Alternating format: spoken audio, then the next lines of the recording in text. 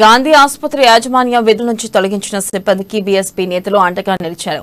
Corona సమయం 2020లో Covid patient care కోసం 250 మందిని సిబ్బందిని నియమించుకుని పనులు చేయించుకుని ఇప్పుడు పని లేదు, డ్యూటీలకు రావద్దని గాంధీ ఆసుపత్రి యాజమాన్యం చెప్పడం ఎంతవరకు సమంజసమని బీఎస్పీ నేతలు ప్రశ్నించారు.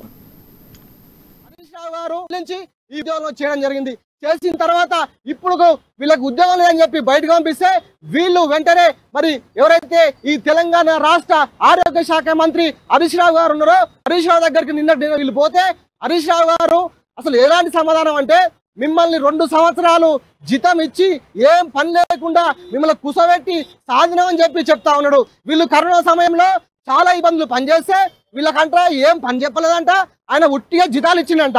ఇది నిజంగా ఏమాత్రం కామన్ సెన్స్ ఉన్న ఏ ఒక్క నాయకునికన్నా చెప్పాల్సిన మాటలని ఈ సందర్భంగా తెలియజేస్తా ఉన్నాను. ఒక హరీష్ రావు అనే ఒక ఆరోగ్య శాఖ మంత్రి నిజంగా ఒక అసమర్థత మంత్రిగా బహుజన్ సమాజ్ పార్టీని తెలియజేస్తా ఉన్నాం. వీళ్ళందరూ కూడా పని చేసుకుంటూనే పని ఉద్యోగం చేసుకుంటున్న వీళ్ళందరూ కూడా మరి పేద ప్రజలు వీళ్ళందరూ కూడా మరి హైదరాబాద్ లో రకరకాల ఏరియాస్ లో వీళ్ళందరూ కూడా ఇండ్లలో కిరాయికుంటూ బ్రతుకు జీవనం గడిస్తున్న వీళ్ళందరినీ ఈరోజు హరీష్ రావు గారు నిజంగా ఆయన మాట్లాడిన మాటలు బహుజన్ సమాజ్ పార్టీ నుండి తీవ్రంగా ఖండిస్తా ఉన్నాం. మళ్ళీ వీళ్ళందరినీ కూడా ఉద్యోగాల్లోకి విధుల్లోకి తీసుకోవాలని ఇప్పుడే గాంధీ ఆసుపత్రి మరి సూపరింటెండెంట్ సార్ గారిని డాక్టర్ రాజారావు సార్ని కలిసి మరి బహుజన్ సమాజ్ పార్టీ నుండి మరి ఒక లేఖ ఇవ్వడం జరిగింది.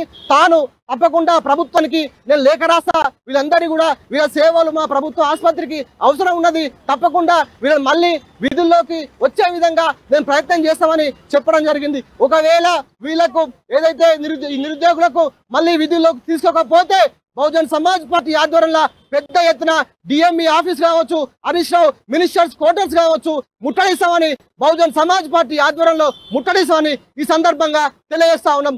జై